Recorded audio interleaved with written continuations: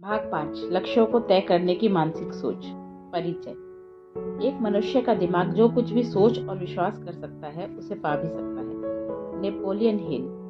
जब आप अपने लक्ष्य को प्रत्यक्ष करने का प्रयास कर रहे होते हैं तो यह बहुत आवश्यक हो जाता है कि अपनी सकारात्मक ऊर्जा के स्तर को बहुत ऊंचा रखें। भावनाओं की वापसी जैसे को तैसा की तर्ज पर होती है, इसीलिए आपके लिए यह अत्यंत महत्वपूर्ण हो जाता है कि आपने इस पुस्तक के पिछले भागों में जो कुछ भी सीखा है उसमें महारत हासिल कर लें। हालांकि बिना किसी शक के जब बात प्रत्यक्षीकरण की आती है तो आपकी मान्यताएं मूलभूत होती हैं। यदि आप किसी चीज में विश्वास नहीं रखते हैं तो आप शायद ही उसे अपने जीवन में होता हुआ देखेंगे। तो आइए कुछ समय अपनी मान्यताओं के महत्व और वे कैसे हमारी वास्तविकता को प्रभावित करते हैं को खोजने में व्यतीत करें। सकारात्मक सोच का महत्व।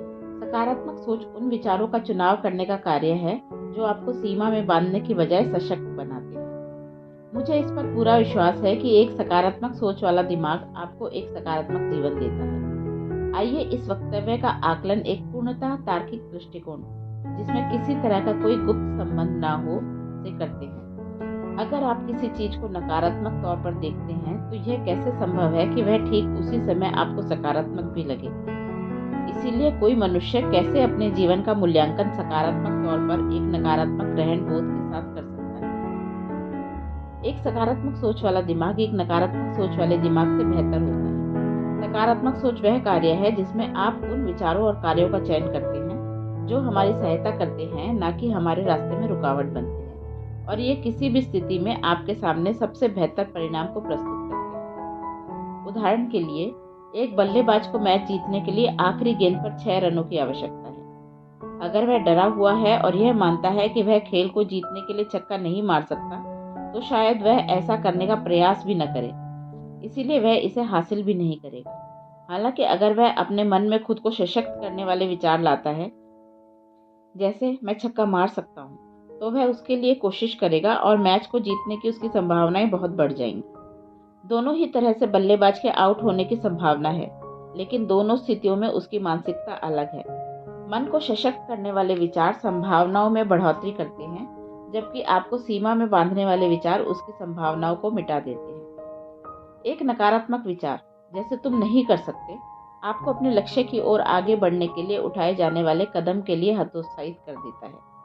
स्वाभाविक है, तब आपके अपने लक्ष्य को प्राप्त करने की संभावना में भी कमी आ जाती है। एक सकारात्मक विचार, जैसे तुम कर सकते हो, आपको कोशिश करने के लिए प्रेरित करता है, जो आपको अपने लक्ष्य को प्राप्त करने के बहुत सारे अवसर प्रदान करता है। एक विचार आपको आगे बढ़ने से रोक देता है, जबकि दूसरा आपको जो चाहते हैं उसके और करीब पहुंचा देता है। यह मान लेना कि कोई काम संभव ही नहीं है का मतलब यह है कि आप अपनी सफलता के बीच में जो रुकावट है उस पर ध्यान पूरी तरह केंद्रित किए हुए हैं।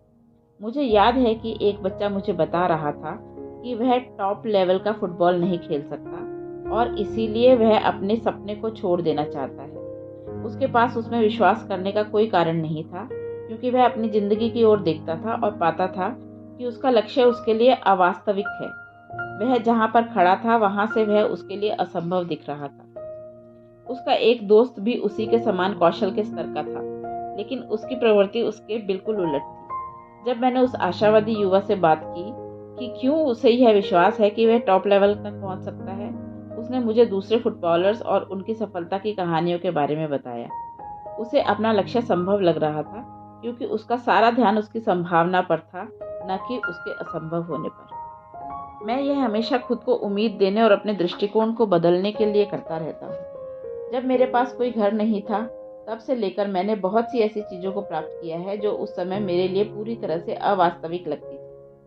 लेकिन मुझे उन लोगों से प्रेरणा मिली जिनका जीवन कठिनाइयों के साथ शुरू हुआ, लेकिन फिर भी उन्होंने अपने जीवन में बहुत सी अद्भुत चीजों को प्राप्त किया।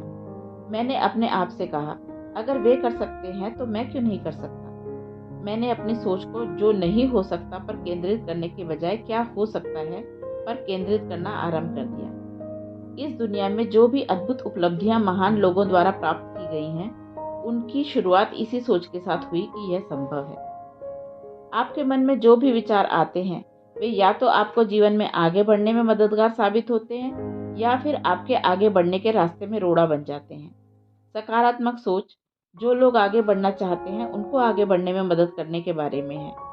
अपने विचारों में बदलाव लाने और खुद को आगे बढ़ने में मदद करने के लिए अपनी मान्यताओं को फिर से आकार देने के लिए कभी देर नहीं होती। इसीलिए आज ही आप सकारात्मक विचारों पर ध्यान देना शुरू करें, ना कि आपके विकास को रोकने वाले नकारात्मक विचारों में उलझें। आप उन विचारों के साथ आगे बढ़ने के बारे में सोच भी नहीं सकते जो आपको पीछे खींचते हैं।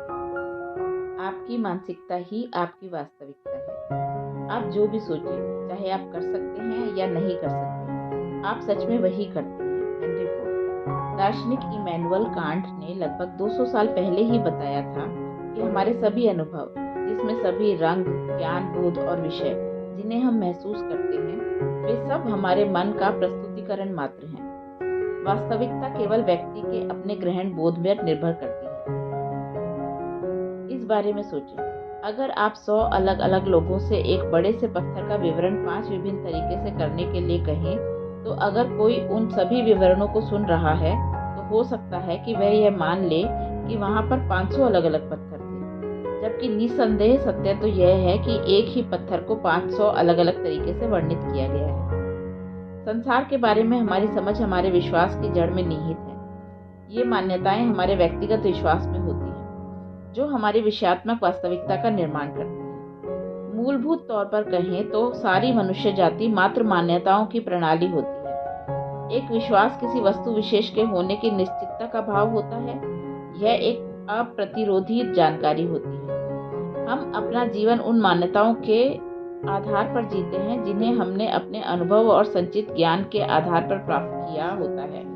परिणाम स्वरूप हम सभी संसार को अलग अलग नजरिए से देखते हैं। हमारे व्यक्तिगत विकास के लिए यह बहुत उपयोगी होता है कि हम दूसरों की मान्यताओं को भी खुले दिमाग से समझने की कोशिश करें, और अगर हमें ऐसा लगता है कि किसी चीज को देखने व समझने के लिए उनकी सोच हमें और भी सही तथा सशक्त दृष्टिकोण दे रही है, तो अपनी सोच को बदलने के लिए भी तैयार हो जाएं। लेकिन हमें अपनी मान्यताएं ऐसे ही केवल दूसरों के लिए नहीं बदल देनी चाहिए। इसकी बजाय हमें अपनी मान्यताओं पर सवाल उठाने चाहिए और अपने आप से प्रश्न पूछने चाहिए कि क्या मेरी मान्यताएं मुझे वह जीवन जीने के लिए मददगार साबित होंगी जो मैं वास्तव में जीना चाहता हूँ, और मेरी जितनी भी मान्यताएं हैं उसमें से कितनी मेरी अपनी हैं और कितनी ऐसी हैं जो मुझे दूसरों के द्वारा दी गई हैं। आपकी मानसिकता आपकी वास्तविकता को बनाती है।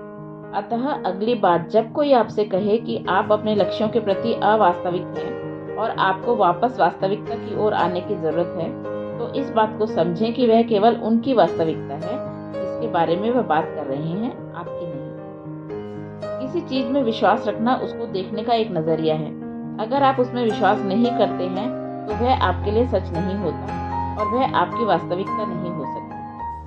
हम ऊर्जा के सिद्धांत के माध्यम से जानते हैं कि जब हम नकारात्मक चीजों में विश्वास करते हैं, हम नकारात्मक चीजों का अनुभव करते हैं। ये नकारात्मक अनुभव की मान्यताओं को शुरुआती तौर पर बल देती हैं, जो आपको उन पर और भी ज्यादा विश्वास करने के लिए विवश कर देती है, और एक नाखुश करने वाली सोच आपके लिए और भी अधिक सही बन जाती है जब तक आप अपनी उस मान्यता को बदलने का निर्णय नहीं लेते। अपने अवचेतन मन को समझें। वह आपका अवचेतन मन है जो आपकी मान्यताओं के लिए जिम्मेदार है। आप जो कुछ भी ग्रहण करते हैं वह सब कुछ उसी का परिणाम होता है जिसे आप अपने अवचेतन मन में सच मानकर स्वीकार करते हैं। हमारा चेतन मन सोचता है जबकि अवचेतन मन आत्मसात करता है। आपका चेतन मन बगीचे की तरह होता है और आपका अवचेतन मन गहरी व उपजाऊ मिट्टी की तरह होता है। इस मिट्टी में सफलता और असफलता दोनों के बीजों को बिना किसी विचार के रोपा जा सकता है। आपका चेतन मन बाली की भूमिका अदा करता है। वही चुनाव करता है कि आपकी मिट्टी में कौन से बीज को रोपा जाना है। हम में से अधिकतर लोग अपनी इस मिट्टी में अच्छे व बुरे दोनों तरह के बीजों को रोपने की अनुमति देते हैं। इसका मतलब यह है कि वे सीमित विचार वे होते हैं जो लगातार हमारे अवचेतन मन में घर बनाते रहते हैं, क्योंकि बार बार उनको वहां पर रोपा जाता है। चूंकि हमारा अवचेतन मन इन विचारों का आकलन नहीं करता, इसीलिए वे धीरे धीरे हमारी मान्यताओं का आकार ले लेते हैं। इसका अर्थ है कि डरा हुआ, जलन से भरा और शक्ति का भूखा इंसान आपके दिमाग में लगातार बुरे बीजों को भरता रहता है, जो जीवन में आगे बढ़ने की आपकी क्षमता को सीमित कर देता है। ऐसी स्थिति में आपको शायद अपने आप से यह कहने की आवश्यकता है कि उठो और वास्तविकता का बोध करो। आपकी आदत में शुमार गहराई तक आपके अंदर समाये हुए विचार, जो अवांछित अवचेतन प्रभाव से उत्पन्न होते हैं, आपको जीवन के वास्तविक लक्ष्य को प्राप्त करने के दूर ले जाते हैं। लेकिन सत्य यह है कि एक बार जब आप सांसारिक आवाज़ों को मूक कर देते हैं, तो आपको एहसास होता है कि ऐसा कुछ भी नहीं जो आप नहीं कर सकते। विचारों से परे कैसे जाएं? यदि आप किसी स्थिति में बदलाव नहीं कर सकते, तो उसके बारे में अपने दृष्टिकोण को बदलें। यहाँ आपकी व्यक्तिगत शक्ति पूरी तरह से कारगर है। या तो आप स्थिति के नियंत्रण में हो या स्थिति का नियंत्रण है। बचपन में मैं एक ऐसी जगह पर रहता था जहाँ पर पड़ोसी नस्लवादी विचारधारा के शिकार थे। इसे इस तरह से सोचें, यदि मैं बाहर जाकर खेलना चाहता था तो वहाँ के बच्चे मुझसे झगड़ना शुरू कर देते। मेरा आधा घंटा तो उसमें से 2-3 बच्चों के साथ झगड़ा करने में ही बीत जाता था। आखिरकार मुझे उनके बड़े भाइयों से भी झगड़ा करना पड़ता था। जब वे मुझसे मेरे देश वापस जाने के लिए कहते तो मुझे अपमानित महसूस होता था। वह मेरा भी देश था और यह मेरा हक था कि मैं जब चाहे बाहर आकर खेल सकता था। मुझे याद है उस समय मैं सोचता था कि किसी को भी मुझे इसीलिए नीचा दिखाने का अधिकार नहीं है क्योंकि मेरी त्वचा का रंग उनकी त्वचा के रंग से अलग है। इस विचार ने मेरे अंदर बहुत सारे क्रोध को भर दिया कि हालांकि मुझे झगड़ा करना अच्छा नहीं लगता था, पर विडंबना यह थी कि मैं यह सोचता था कि लड़ना ही एकमात्र रास्ता है जिससे मैं अपनी आज़ादी की रक्षा कर सकता हूँ और शांति बना सकता हूँ। हर बार जब भी कोई मुझ पर नस्लवादी टिप्पणी करता, उसके प्रति मेरा रवैया स्वतः ही हिंसात्मक हो जाता। मेरे अंदर हिंसा का जन्म मेरे अंदर के क्रोध से होता, जो कि मेरे दर्द का रक्षा कवच था। हाँ, मैं कोई आक्रामक बच्चा नहीं था। ऐसा कई बार हुआ कि मैंने किसी बच्चे को जाने या अनजाने चोट पहुंचाई हो और उसके तुरंत बाद मुझे बहुत बुरा लगता। फिर मैं उसके पास जाकर उसका हाल पूछता। लेकिन शांति के लिए हिंसा का सहारा लेना एक गलत धारणा है और हमें इसका अंदाजा आजकल की खबरों से हो जाता है। उस समय जब भी कोई लड़ाई जीतता, उसके बाद बस यही होता कि उससे और भी ज्यादा लोग मेरे साथ लड़ाई करने के लिए आ जाते। जल्दी ही मुझे एहसास हो गया कि यह सब बहुत हो गया। मैंने बाहर खेलना बंद कर दिया क्योंकि उससे वहां पर जो कुछ भी होता वह मुझे बिल्कुल भी अच्छा नहीं लगता। हमारा दिमाग बहुत चालाक है। वह हमारे लिए हमारे जीवन को आसान बनाना चाहता है और इसे करने के लिए थोड़ा कुछ ही करता है।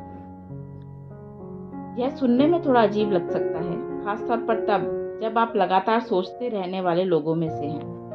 वास्तव में हमारा मस्तिष्क अनुभवों के साथ जुड़ी हुई पुरानी भावनाओं के आधार पर अवचेतन मन के निर्णय लेने के लिए अनुकूल होता है। बार बार किए गए अभ्यास से हमारे अंदर आए इस सहज व्यवहार के चलते ही फिर से किसी चीज को सीखने की बजाय हमारे अंदर के उस ज्ञान का इस्तेमाल करना आसान बना रहता है, जैसे गाड़ी चलाना, और बिना पूरे दिन के मिनट दर मिनट को याद किए हम आसानी से अपने प्रतिदिन के जीवन को व्यतीत करते हैं। हालांकि चूंकि हमारे अवचेतन मन में जागरूकता नहीं होती, यह अनजाने में हमें दर्द पहुंचाने वाले व्यवहार के साथ बांध देता है।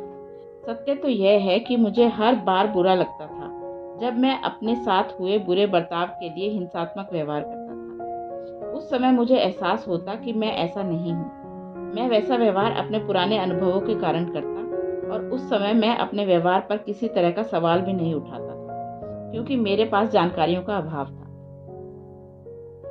आप अपने विचार नहीं हैं, आप अपने हर विचार का साक्ष्य हैं। इस सिद्धांत से मैंने वास्तव में कभी नहीं सोचा कि मैं गुस्से में हूँ। मैं बस इस विचार और भाव को समझ गया।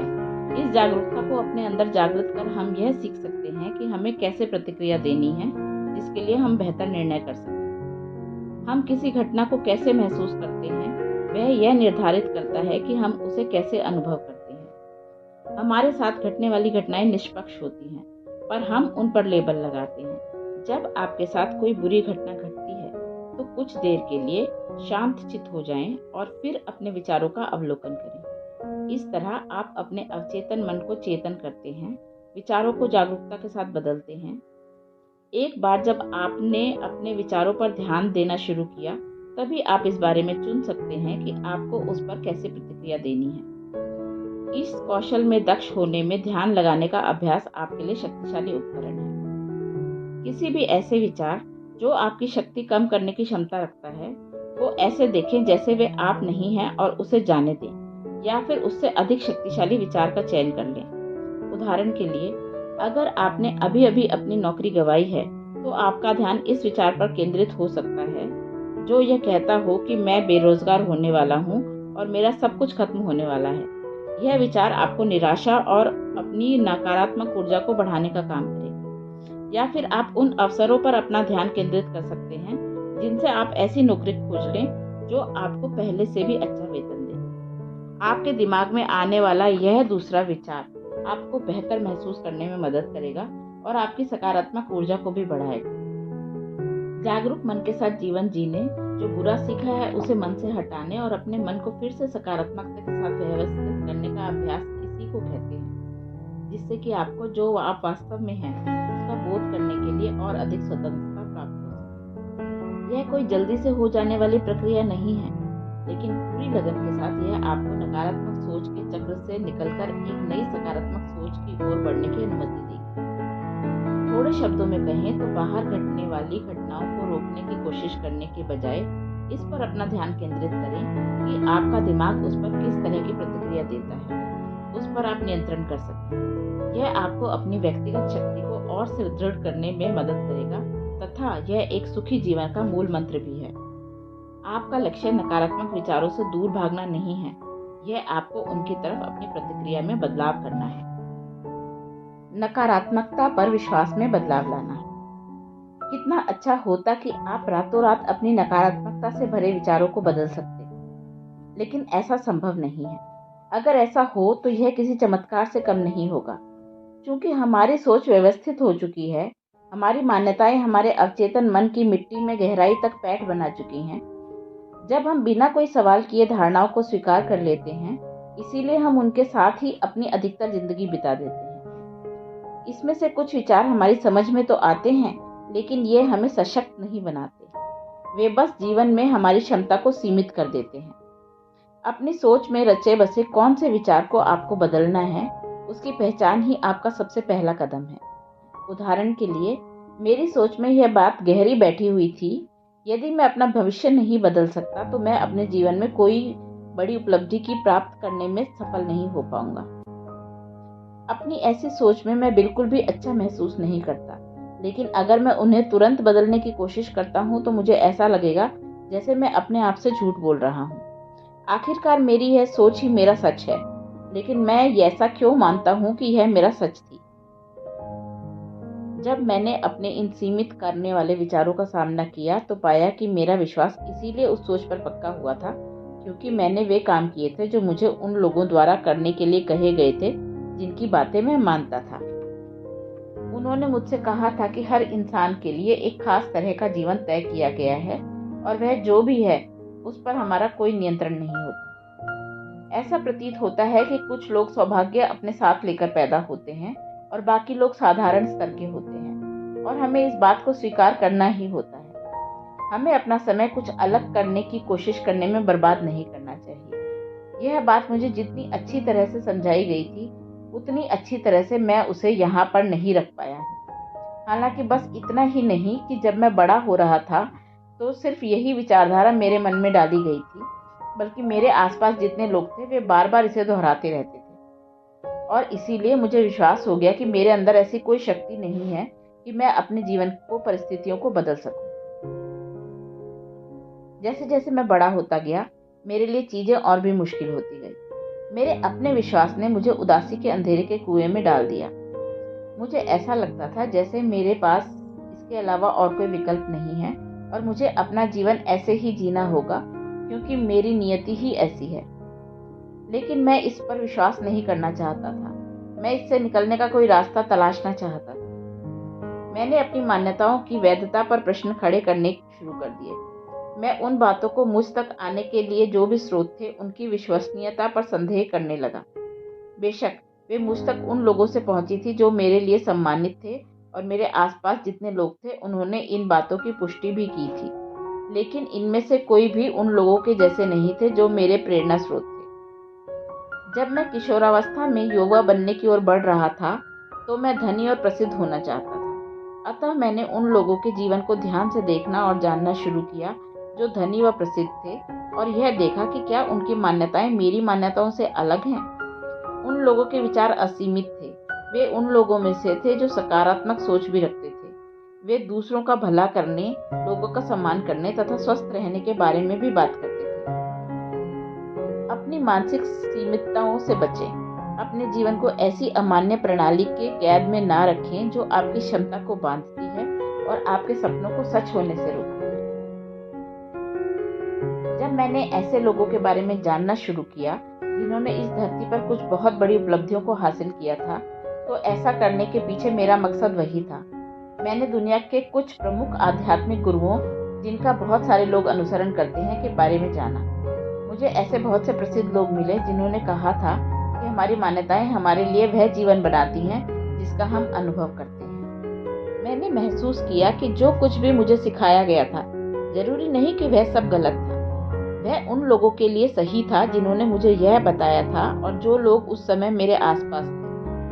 जब मैं उन लोगों के जीवन के बारे में सोचता हूँ जिनमें एक जैसी बात है, तो वह है संघर्ष। उनके पास किसी और तरीके से सोचने का कोई कारण नहीं था। उनकी जिंदगी ने उनके साथ कुछ खास अच्छा नहीं किया था, इसीलिए उन्हें केवल संघर्षों के बारे में ही पता था। हमारा तर्क करने वाला मन हमारे आसपास जो भी जीवन होता है उसको समझने का प्रयास करता है। अगर कोई हमारे सामने एक सिद्धांत को रखता है और वह हमारे मन में गूंजता रहता है, तो हम उसे अपने सच की तरह मान लेते हैं। जब मुझसे कहा गया कि जीवन बहुत कठिन होगा, मेरे लिए उस पर सवाल खड़े करने के बजाय उसे मान लेना ज़्यादा आसान था। मैंने उसे सच मानकर अपनाया क्योंकि वह उस समय मेरे जीवन के अनुभवों में फिट हो रहा था। हमारी मान्यताएं एक लेंस की तरह होती हैं, जिनका इस्तेमाल हम जीवन को देखने के लिए करते हैं। हम वही देखते हैं जिसे हम सच मानकर आत्मसात करते हैं। यह एहसास होने के साथ मैं जान चुका था कि अगर मैं अपनी मान्यताओं को बदल सका, तो मैं अपने जीवन को भी बदल सकता हूँ। मैं यह जानना चाहता था कि क्या कुछ ऐसे भी लोग हैं जो मेरी जैसी परिस्थितियों में पैदा हुए, फिर भी जीवन में बहुत बड़ी उपलब्धियों को हासिल करने में सफल रहे। मुझे न केवल ऐसे अनगिनत लोगों के बारे में पता था, बल्कि उनमें से कुछ का जन्म तो मुझसे भी खराब परिस्थितियों में हुआ था। उनकी सफलता की कहानियों को पढ़कर मुझे जो कुछ भी बताया गया था, मैं उस सबको नकारने में सफल रहा। उन्होंने मुझे मेरे खुद के तार्किक मन में समक्ष साक्ष्यों के साथ एक बहुत मजबूत पक्ष रखने में सक्षम बना दिया। मैंने जितनी अधिक कहानियां पढ़ी, मेरा संकल्प उतना ही दृढ़ होता गया। अब मैं नई मान्यताओं को स्वीकार कर सकता था, मैं अपने भविष्य को बदल सकता था और जीवन में बड़ी उपलब्धियों को प्राप्त कर सकता था। यहाँ पर मूल मंत्र यह है कि अगर आप अपनी मान्यताओं को बदलना चाहते हैं, तो उसके लिए आपको अपनी मौजूदा मान्यताओं को खारिज करना होगा और जिन नई मान्यताओं को आप अपनाना चाहते हैं, उनके लिए मजबूत साक्ष्य को एकत्रित करना होगा। सही मान्यताओं को मजबूत करने की सफलता की कहानियां हमेशा मौजूद होती हैं, जो आपकी इस प्रक्रिया में आपकी सहायता करती हैं। अपने दृढ़ विश्वास को बार बार दोहराएं। जो कुछ आप बार बार दोहराते हैं, वह धीरे धीरे सच होने लगता है। आपके पास यह शक्ति है कि आप अपनी जिस वास्तविकता की बात करते हैं, उसे सच कर सकते हैं। बार बार दोहराने की शक्ति को कम मत आंकें। बार बार आप जिन वाक्यों को दोहराते हैं, वे सकारात्मक होते हैं। आप जो प्राप्त करना चाहते हैं, उसे परिभाषित करते हैं। बस किसी बात को पूरे दृढ़ विश्वास के साथ बार बार दोहराने से ही हमारे अवचेतन मन में भी वे मान्यताएं इतनी गहराई तक समा जाती हैं कि हमारे लिए वे सच का रूप ले लेती हैं। हमारे रोजमर्रा के समाज में यह देखने को मिल जाता है। हम इस दुनिया के बारे में कोई अवधारणा बनाते हैं और उसको बार बार दोहराया जाता है। उदाहरण के लिए, एक माँ जो बार बार अपने बच्चे को यह कहती रहती है कि वह शर्मीला है, बार बार इस बात को दोहराकर इस विचार को बच्चे के मन में अच्छी तरह से बैठा देती है। हो सकता है कि वास्तव में बच्चा शर्म महसूस ना करता हो, लेकिन बार बार यह बात दोहराए जाने के कारण बच्चा इस पर विश्वास करना शुरू कर देता है। परिणाम स्वरूप बच्चा एक शर्मीले इंसान की तरह बड़ा होगा। उसकी माँ के शब्द उसके लिए खुद के बारे में की गई भविष्यवाणी साबित होंगे। एक बार फिर से मुझे इस बात को जोर डालने की जरूरत महसूस हो रही है कि आपके लिए ऐसे लोगों को अपने आसपास रखने का कितना अधिक महत्व है जो आपके अंदर सशक्त बनाने वाले विचारों को डालते हैं। इसका अर्थ यह बिल्कुल नहीं है कि आपको केवल उन्हीं दोस्तों को अपने साथ रखना है जो आपके बारे में अच्छा बोलते हैं, पर इसका अर्थ यह जरूर है कि आपको ऐसे लोगों का चयन करना है जो आपका सहयोग करें, न कि जो आपका विनाश करने में मददगार साबित हो। यदि आपको बार बार यह बताया जाता रहेगा कि आप कोई चीज नहीं कर सकते, तो आप विश्वास करने लगते हैं कि आप वह काम नहीं कर सकते। दृढ़ विश्वास के साथ शब्दों को दोहराना चेतन अवस्था में की जाने वाली एक प्रक्रिया है। यह अपने अवचेतन मन को निर्देश देने का कार्य है। एक बार जब आप इस सोच को अपने मन में बैठा लेते हैं तो आपका अवचेतन मन इन विचारों को फलदायी बनाने के लिए हर संभव प्रयास करता है। यह ठीक वैसा ही है जैसे कि आप किसी कंप्यूटर प्रोग्राम में निर्देश लिखते हैं जिससे कि वह आपके लिए किसी प्रक्रिया को करे। एक बार जब लाइन ऑफ कोड उसमें फिट हो जाता है तो प्रोग्राम स्वतः ही वांछित परिणाम को आपके सामने लाने के लिए काम करने लगता है। मैं अपने व्यक्तिगत अनुभव से बता रहा हूँ कि बार बार सकारात्मक शब्दों को दोहराना मात्र मेरे लिए अपनी मान्यताओं को बदलने के लिए काफ़ी नहीं था।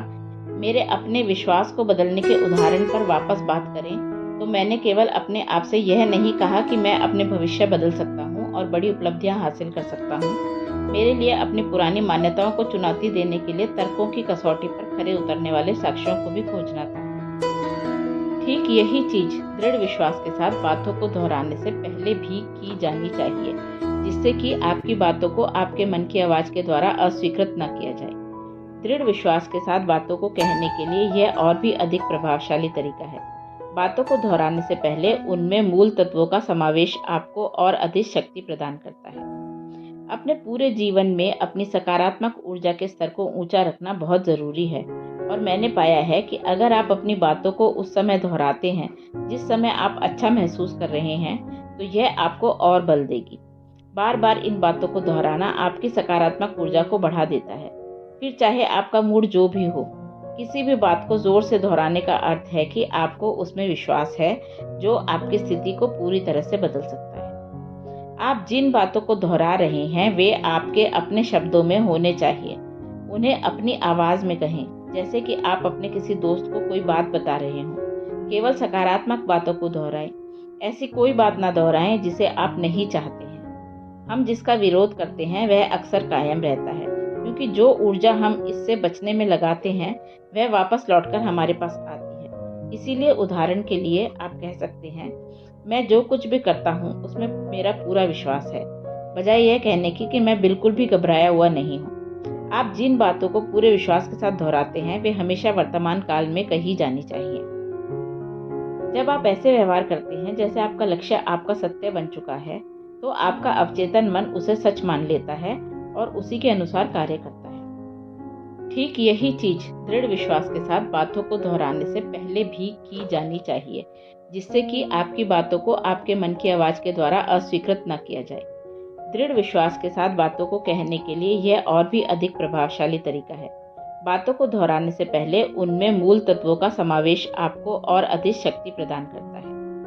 अपने पूरे जीवन में अपनी सकारात्मक ऊर्जा के स्तर को ऊंचा रखना बहुत ज़रूरी है और मैंने पाया है कि अगर आप अपनी बातों को उस समय दोहराते हैं जिस समय आप अच्छा महसूस कर रहे हैं तो यह आपको और बल देगी। बार बार इन बातों को दोहराना आपकी सकारात्मक ऊर्जा को बढ़ा देता है। फिर चाहे आपका मूड जो भी हो, किसी भी बात को जोर से दोहराने का अर्थ है कि आपको उसमें विश्वास है जो आपकी स्थिति को पूरी तरह से बदल सकता है। आप जिन बातों को दोहरा रहे हैं वे आपके अपने शब्दों में होने चाहिए। उन्हें अपनी आवाज में कहें, जैसे कि आप अपने किसी दोस्त को कोई बात बता रहे हों। केवल सकारात्मक बातों को दोहराएं, ऐसी कोई बात ना दोहराएं जिसे आप नहीं चाहते हैं। हम जिसका विरोध करते हैं वह अक्सर कायम रहता है, क्योंकि जो ऊर्जा हम इससे बचने में लगाते हैं वह वापस लौटकर हमारे पास आती है। इसीलिए उदाहरण के लिए आप कह सकते हैं, मैं जो कुछ भी करता हूँ उसमें मेरा पूरा विश्वास है, बजाय यह कहने की कि मैं बिल्कुल भी घबराया हुआ नहीं हूँ। आप जिन बातों को पूरे विश्वास के साथ दोहराते हैं वे हमेशा वर्तमान काल में कही जानी चाहिए। जब आप ऐसे व्यवहार करते हैं जैसे आपका लक्ष्य आपका सत्य बन चुका है तो आपका अवचेतन मन उसे सच मान लेता है और उसी के अनुसार कार्य करता है। आप अपनी बातों को दोहराने में कितना समय लगाते हैं यह पूरी तरह से आप पर निर्भर करता है। इसके लिए एक दिन में 2 से लेकर 5 मिनट का समय सही रहेगा। हालांकि यहाँ पर अवधि से अधिक महत्वपूर्ण इसमें आपकी भावनात्मकता का निवेश होता है। अतः इन बातों को इतने दृढ़ विश्वास के साथ दोहराएं जैसे आप मान चुके हैं कि वे आपके लिए सत्य हैं। शब्दों की शक्ति। शब्द दिल दुखा सकते हैं, मददगार हो सकते हैं या उपचार कर सकते हैं। आप जो कुछ भी लिखते या कहते हैं उनमें शक्ति निहित होती है। आपका संदेश बहुत महत्वपूर्ण होता है उन्हें चुनते समय समझदारी बरतें। 90 के दशक में डॉक्टर मसारू एमोटो ने पानी पर भावनात्मक ऊर्जा के प्रभाव को बताने वाला अभूतपूर्व प्रयोग किया। एक शोध में उन्होंने पानी से भरे कंटेनर पर सकारात्मक व नकारात्मक दोनों तरह के विचार लिखे। फिर उन्होंने दोनों कंटेनर से पानी के नमूने लेकर फ्रीज कर दिए।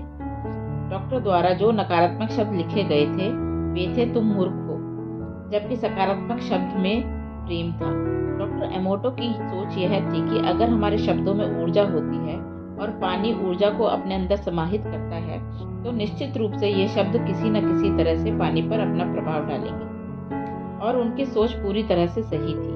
वह पानी जिस पर सकारात्मक शब्द लिखे थे वह बहुत ही सुंदर व पारदर्शी बर्फ में तब्दील हो गया, जिसमें प्रेम व आभार शब्द सबसे अधिक खूबसूरत लग रहे थे। इसके विपरीत जिस पानी में नकारात्मक शब्द लिखे थे वे बहुत ही नीरस ढंग से विकृत आकार के बने। उन्हें यही समान परिणाम पानी के विभिन्न कंटेनरों पर मौखिक तौर पर कहे गए शब्दों के साथ भी प्राप्त हुए। उनके प्रयोग से यह साफ था कि हमारे शब्दों में ऊर्जा होती है। जैसा कि मैंने इस पुस्तक के भाग 2 में कहा था, हमारा शरीर प्रमुख तौर पर पानी से बना होता है। अतः अब आप स्वयं ही कल्पना कर लीजिए कि हमारे शब्द हम पर कितना प्रभाव डालते हैं। अपनी नीयत साफ रखें। यदि आप इसको लेकर निश्चित नहीं हैं कि आप क्या चाहते हैं, तो आप जीवन में आगे चलकर बहुत सी चीजों को लेकर अनिश्चित होंगे। अपने लक्ष्य के पीछे भागने से पहले आपके लिए यह जानना बहुत जरूरी है कि आप क्या चाहते हैं। आप किसी ऐसी चीज को प्राप्त नहीं कर सकते जिसको लेकर आपके मन में शंका बनी हुई है। ऐसा नहीं हो सकता कि आप किसी रेस्टोरेंट में जाएं और अपना ऑर्डर देते समय कहें, शायद मुझे लगता है कि मुझे वेजिटेबल करी चाहिए। आपको वह चाहिए या तो नहीं चाहिए। आप हाँ और ना के बीच की स्थिति में नहीं रह सकते। यदि आप अपनी नीयत को लेकर शंका में हैं, तो उसका जो भी परिणाम आपके सामने आएगा उसमें आपकी मनोस्थिति प्रतिबिंबित होगी। उदाहरण के लिए, अगर रेस्टोरेंट में वेटर आपसे पूछेगा कि आपको वेजिटेबल करी कितनी तीखी चाहिए, तो यदि आप कहेंगे कि आपने उसके बारे में कुछ भी तय नहीं किया है, तो आपको किसी भी तरह की वेजिटेबल करी प्राप्त हो सकती है। अगर उस समय वह आपके लिए बहुत ज़्यादा तीखी हुई तो यह आपकी अपनी गलती होगी, क्योंकि आपने वेटर को सही जानकारी नहीं दी थी। अपने लिए सही लक्ष्यों को तय करना ही सब कुछ होता है। उसे हर हाल में आपके मन के भीतर छुपी चाहत को प्रतिबिंबित करना चाहिए, उसे नहीं जो आपको लगता है कि आपको मिलना चाहिए। बहुत वर्षों तक मैं जिस चीज को लेकर वास्तव में चाहता था कि वह मुझे चाहिए, वास्तव में उन चीजों से मैं दूसरों को प्रभावित करना चाहता था। कभी कभी वे चीजें मुझे मिल जाती थी। मुझे यह महसूस करके बहुत हैरानी होती थी कि उनसे मुझे बिल्कुल भी संतुष्टि नहीं मिली। आपके लक्ष्यों को, जो आप वास्तव में हैं, उसे प्रतिबिंबित करना चाहिए। ये वे चीजें होती हैं जिनके बारे में आप हर समय सोचते रहते हैं कि आपको अच्छी तरह पता है कि ये आपके जीवन की गुणवत्ता को बढ़ाएंगे। भौतिकवादी वस्तुओं की चाह रखना ठीक है। केवल वही लोग भौतिक वस्तुओं की चाहत से खुद को पूरी तरह से अलग कर पाते हैं जो सिद्ध पुरुष होते हैं। इसके बावजूद आपका लक्ष्य आपके लिए बहुत मायने रखता है। उदाहरण के लिए, हो सकता है कि किसी की चाहत बड़े घर की हो, जिसमें वह अपने बड़े से परिवार के साथ रह सके और उनके साथ अच्छा समय गुजार सके। यहाँ पर इस लक्ष्य का अर्थ मात्र यह साबित करने से अधिक है कि आप कितने ज्यादा अमीर हैं। एक बार जब आप अपनी नीयत को स्पष्ट कर लेते हैं, तो यह ब्रह्मांड उसके लिए चमत्कारी ढंग से काम करता है। जब हम वहाँ पर उसी के लिए ऊर्जा लगाते हैं जो हम चाहते हैं, तो उसके प्रस्फुटन की प्रक्रिया आरंभ होती है और सभी चीजें हमारे पक्ष में होने लगती हैं। हमारे सपने सच होकर हमारे जीवन का हिस्सा बनने लगते हैं। जे कॉल प्रख्यात अमेरिकी रैपर, लेखक और निर्माता हैं, जो पहले विज्ञापन और ऋण वसूली के क्षेत्र में काम करते थे। सन 2011 में दिए अपने एक साक्षात्कार में कोल ने दावा किया कि रैपर 50 सेंट की फिल्म गेट रिच और डाई ट्राइन देखने के बाद उन्हें अपने लिए टी-शर्ट तैयार करवाने की प्रेरणा मिली, जिस पर लिखा था प्रोड्यूस फॉर जे-जेड और डाई ट्राइन। इस साक्षात्कार में कोल ने कहा था कि वे सोचते थे कि वे रैपर बनाने के लिए एक अलग रास्ता इस तरह भी ले सकते हैं कि वे पहले एक निर्माता के तौर पर पहचाने जाएं। वे अपने प्रमुख लक्ष्य के लिए एक रास्ता बनाना चाहते थे और इसीलिए उन्होंने उस टी शर्ट को बनाया। उस टी शर्ट को इस उम्मीद में पहनने के बाद कि संगीत की दुनिया से या जे.जेड खुद कभी उन्हें पहचानेंगे, कई साल बाद कुछ भी अद्भुत नहीं हुआ। उनके तय किए गए लक्ष्य के साथ और उनके उस अद्भुत काम को सिर्फ उनके स्वयं पर विश्वास का साथ मिला। यह विश्वास ही कमाल था कि कोल से जे.जेड ने संपर्क किया और बाद में उन्हें उनके रिकॉर्ड लेबल रॉक नेशन के लिए साइन किया। उसके बाद कोल ने जे.जेड के साथ बहुत सारे ट्रैक पर रैप किया और उनका खुद ही निर्माण किया। अपने लक्ष्यों को लिखें। आप अपने भविष्य के लेखक हैं। अपनी चाहतों के बारे में लिखें और अपनी कहानी को जीवंत रूप से जिएं। एक बार मैंने पढ़ा था कि यदि आप अपने लक्ष्यों को लिखते हैं तो वे आपके लिए और अधिक सत्य प्रतीत होने लगते हैं। यह पढ़कर कौतूहलवश मैंने भी इसे आजमाना चाहा। मैंने इससे संबंधित सभी शोधों के आंकड़ों और उन लोगों की कहानियों को तलाशना शुरू कर दिया जिन्होंने अपने लक्ष्यों को पेपर पर लिखना शुरू किया था और अंततः वर्षों बाद उन्हें सच होते हुए देखा। इसका एक बहुत प्रचलित उदाहरण पेशेवर अमेरिकी फुटबॉल खिलाड़ी क्वार्टरबैक कॉलिन कैपर्निक हैं। जब वह चौथी कक्षा में थे तो कैपर्निक ने खुद को एक पत्र लिखा था जिसमें उन्होंने खुद के बारे में यह भविष्यवाणी की थी कि वे बड़े होकर एक पेशेवर फुटबॉल खिलाड़ी बनेंगे। उस समय वे कौन सी टीम के लिए खेलेंगे यह और यहाँ तक कि उन्होंने उसमें अपना वजन व ऊंचाई भी लिखी थी। कॉलिन कोई मनोवैज्ञानिक नहीं थे। वे सब जानते थे कि उनको क्या चाहिए और वह अपने भविष्य के लिए दृष्टिकोण को लेकर पूरी तरह से स्पष्ट थे। इसीलिए आगे चलकर उनकी अपने बारे में सोच उनकी वास्तविकता बन गई। जब आप अपने लक्ष्यों को लिखते हैं तो आप अपनी सोच को कुछ हद तक यथार्थ में बदल देते हैं। उन्हें विस्तार से परिभाषित करें और यह आपकी अपने लक्ष्य के प्रति समर्पित रहने में मदद करेगा जिससे कि आप कभी अपने मार्ग से न भटकें। जब बात मेरे अपने लक्ष्यों के लिखने की आती है तो इस मामले में मैं बहुत ही भाग्यशाली रहा। बीते समय में मैंने अपने लक्ष्यों के बारे में पूरे विस्तार से एक एक बारीकी को समझते हुए लिखा और वह सब ठीक उसी तरह से घटित हुआ जैसा मैंने उनके बारे में लिखा था। मैं जिस तरह से अपने लक्ष्यों को लिखता हूँ वह थोड़ा सा खास है। मैं यहाँ पर उसका सारा विवरण आपके साथ साझा कर रहा हूँ जिससे कि आप भी उसका इस्तेमाल कर लाभ पा सकें। अपने लक्ष्यों को एक पेन या पेंसिल से लिखें। अपने लक्ष्यों को स्क्रीन पर लिखने के बजाय पेन और पेपर पर अपनी लिखावट में लिखना।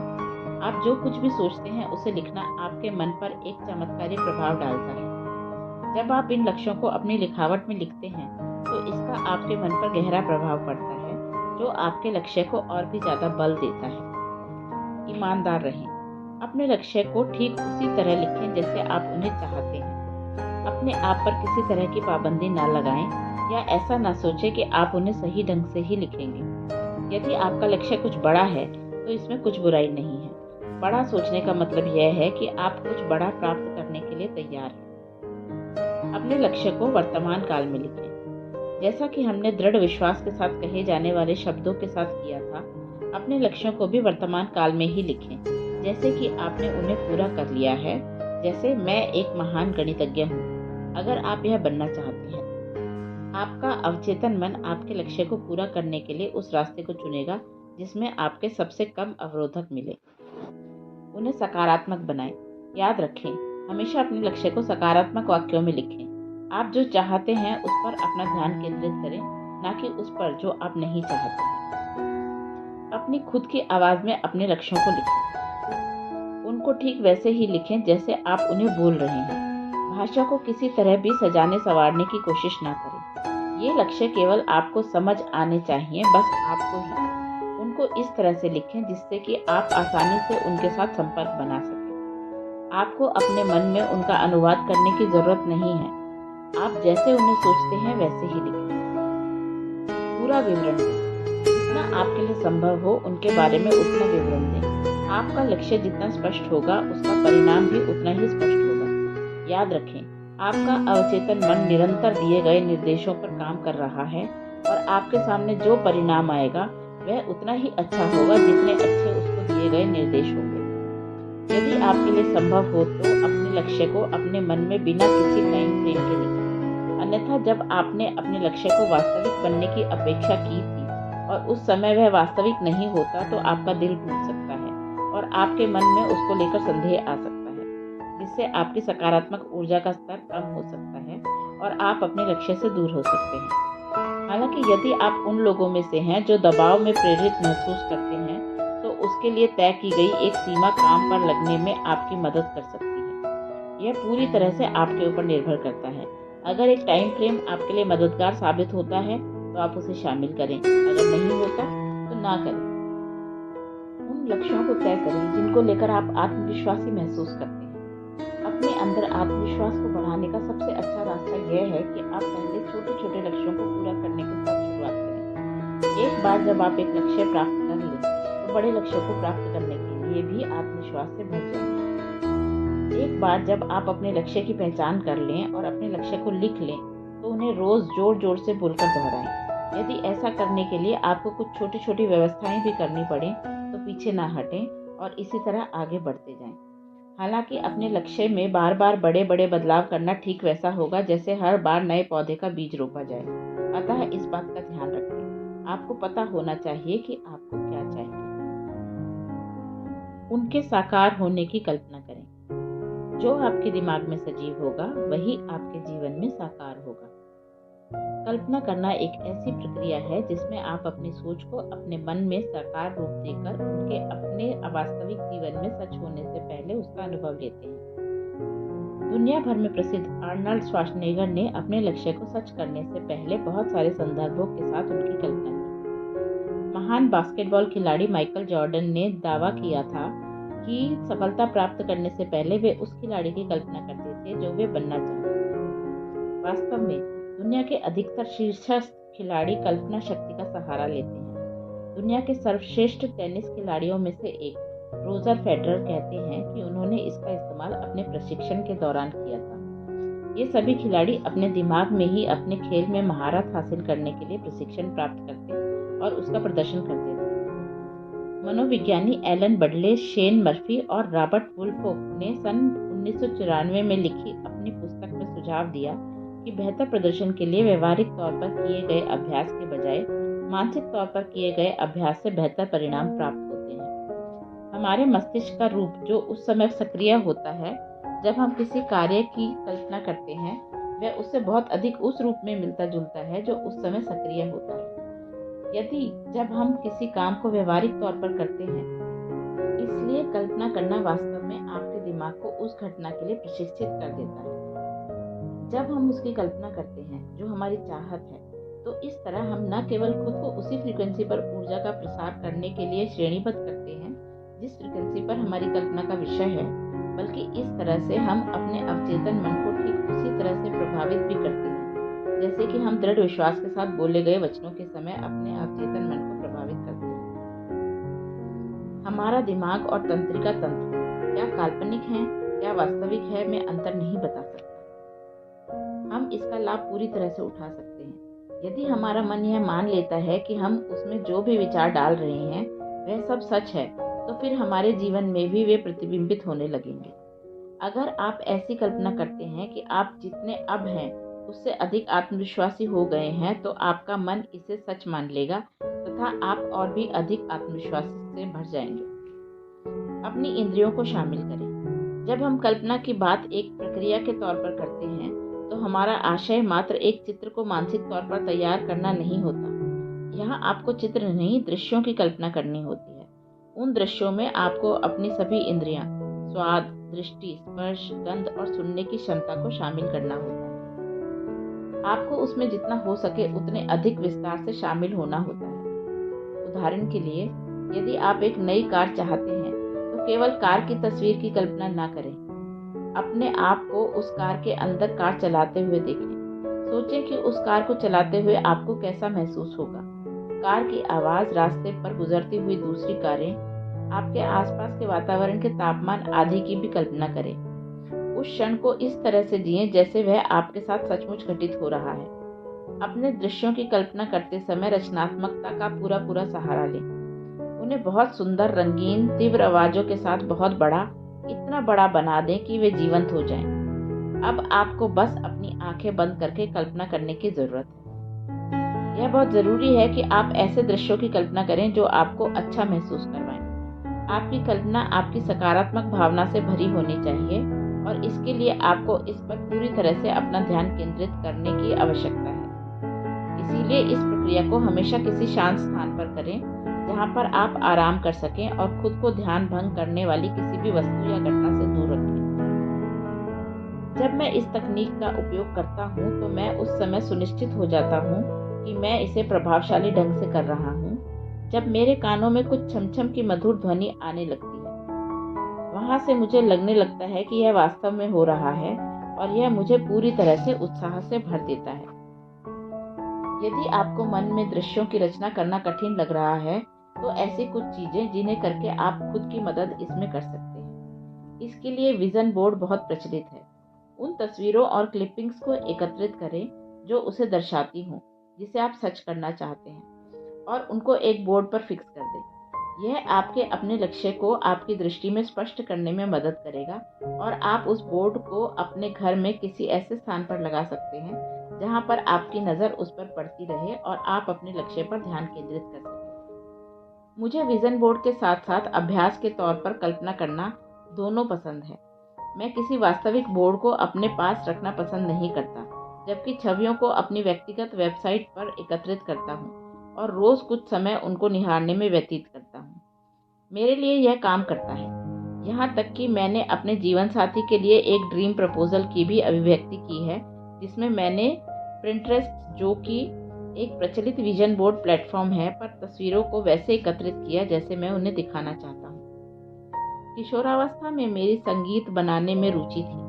मैं एक म्यूजिक ग्रुप जिसका नाम सो सॉलिड क्रू था और जो उस समय का बहुत बड़ा व जाना पहचाना ग्रुप था, का बहुत बड़ा प्रशंसक था। मेरे पास उन लोगों का लगा हुआ एक पेंसिल बॉक्स भी था। क्लास में मैं दिन में भी उस ग्रुप के साथ काम करने के सपने देखता था। 1 या 2 साल के बाद सो सॉलिड ग्रुप के एक सदस्य, जिसका नाम स्विस था, ने एक एल्बम रिलीज किया जिसका नाम पेन एंड म्यूजिक था। मुझे उस एल्बम से बहुत प्यार हो गया और रात दिन मैं उसे सुनता रहता। उसने मुझे मोहावस्था में पहुंचा दिया था और मैं खुद को स्विस के साथ काम करते हुए दृश्यों की कल्पना करने लगा था और हम दोनों साथ मिलकर बहुत अच्छा संगीत बनाते थे।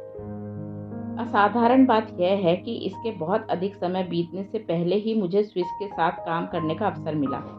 मुझे वह अवसर एक म्यूजिकल आर्टिस्ट और मेरे एक गुरु, जिनका नाम क्लाइव था, के माध्यम से मिला, जो स्विस के दोस्त थे। अंततः हम तीनों ने मिलकर कुछ गीतों की रचना की और ठीक मेरे और स्विस के साथ एक मिलकर काम करने से पहले की। संपूर्ण ब्रह्मांड आपकी मदद कर रहा है। इसकी चिंता ना करें कि यह कैसे होने वाला है, अन्यथा आप अपने लिए सीमाएं बांधने लगेंगे। बस यह निश्चित कर लें कि आपको क्या चाहिए और सारा ब्रह्मांड आपके लिए सब कुछ दोबारा व्यवस्थित करेगा। आप जिस भी मार्ग पर हों, संभवतः वह सही मार्ग होगा। वह आपकी मदद करेगा। यह आपके लिए वह संकेत उपलब्ध कराएगा जहां पर आप होना चाहते हैं। 13वीं शताब्दी के कवि रूमी लिखते हैं, यह ब्रह्मांड बाहर कहीं नहीं है, यह आपके भीतर ही है। अपने अंदर झांकें। आप जो कुछ भी चाहते हैं वह सब कुछ आपके अंदर विद्यमान है। रूमी इस बात से शायद सहमत होते कि हो सकता है कि यह ब्रह्मांड आपके लिए उपलब्ध ना हो, तो उसका बस एक ही कारण होगा कि आप उसके साथ अनुसंगत नहीं हैं। ब्रह्मांड पहले से ही आपके भीतर विद्यमान है, लेकिन हो सकता है कि यह आपके लिए इंद्रिय गोचर नहीं होगा अगर आपकी सकारात्मक ऊर्जा का स्तर बहुत ऊंचा ना हो। हालांकि आप इसे प्रकाश में अपने शब्दों, कार्यों, भावनाओं और विश्वास के माध्यम से ला सकते हैं। ब्रह्मांड हमारी मदद रचना करने में या इससे अधिक हमारी वास्तविकता में और संभावनाएं जोड़ने में करता है। यह आपको वह संकेत देता है जिनका आपको अनुसरण करना होता है और अपने विचारों को काम करने के लिए संप्रेषित करना होता है।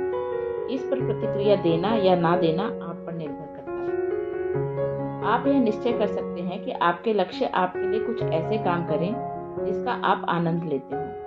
फिर एक दिन आप ऐसे ही किसी खास विचार के बारे में सोचते हैं, जैसे अपने व्यंजनों को बनाने की विधि को ऑनलाइन बेचना। अगर आप इसके बारे में बहुत अधिक नहीं सोचते हैं तो संभव है कि आप इस पर कुछ खास काम ना करें। हो सकता है कि आप फिर इस विचार को मन में आने वाले अन्य विचारों की तरह ही खारिज कर दें। इसी सप्ताह में आप हो सकता है कि कुछ ऐसे ब्लॉगर्स के बारे में जानें जिन्होंने अपनी रेसिपी साझा की हो। हो सकता है कि यह मात्र संयोग हो, तो आप मिलने वाले संकेतों को नज़रअंदाज कर दें और बजाय इसके अपनी ऊर्जा को कहीं और लगाएं। लेकिन इन संकेतों की उपेक्षा कर आप जो कुछ भी चाहते हैं उसे खो दें। कभी कभी हम संकेतों की उपेक्षा बस इसीलिए करते हैं क्योंकि हम मानते हैं कि हमारे लक्ष्यों को पूरा किसी खास तरीके से होना है। मैं सचमुच यह करना चाहता था कि अपने रचनात्मक कौशल को, संसार को सकारात्मक तरीके से करने के लिए, बदलने के लिए करना चाहता था और निसंदेह आरामदायक ढंग से जीवन जीना। मैं सोचता था कि इस तरह से जीने का बस एक ही रास्ता है और वह कपड़ों से होकर गुजरता है। एक बार मैंने अपने मन में इस विचार को निकाल दिया कि इसके माध्यम से यह कैसे होने वाला है, तो मैंने खुद को अन्य विचारों को आजमाते हुए पाया। ऐसा प्रतीत होता है कि मेरे मन में उसके बाद जो विचार आए, उन्होंने मुझे वहां पहुंचाया जहां आज मैं हूं। मुझे विश्वास था कि यहाँ से वह मुझे जहां भी ले जाएंगे, उसके बारे में मुझे पहले से पता है कि वह मुझे उसके और करीब ले जाएंगे जहां पर मैं जाना चाहता हूँ। आजकल जब आकर्षण का सिद्धांत जैसे वाक्य सुनने को मिलते हैं, तो लोग ऐसा सोच लेते हैं कि उनके सपने बिना अपने हिस्से का प्रयास किए भी सच हो जाएंगे। लेकिन आपको अपने विचारों और जो कुछ भी आपके मन में जन्म ले रहा है पर काम करना ही होगा। उस प्रेरणा पर काम करना ही होगा जिसे ब्रह्मांड द्वारा आपको संप्रेषित किया जा रहा है। वह ब्रह्मांड द्वारा आपको आगे ले जाने का इशारा है, जैसे वह कह रहा हो, इस रास्ते पर आगे बढ़ो, इसे आजमाओ। बिना किसी प्रयास के आपके मन में जो भी प्रयोजन है वह मात्र आपकी चाहत है। एक लक्ष्य तभी जीवंत बनता है जब आप उसे आगे बढ़ाने के लिए काम करना शुरू करते हैं। ब्रह्मांड हमेशा आपका सहयोग करता है, लेकिन सपनों को सच करने की इस प्रक्रिया में आपका जो प्रयास करने या काम करने का हिस्सा है, उसे आपको पूरा करना ही होता है।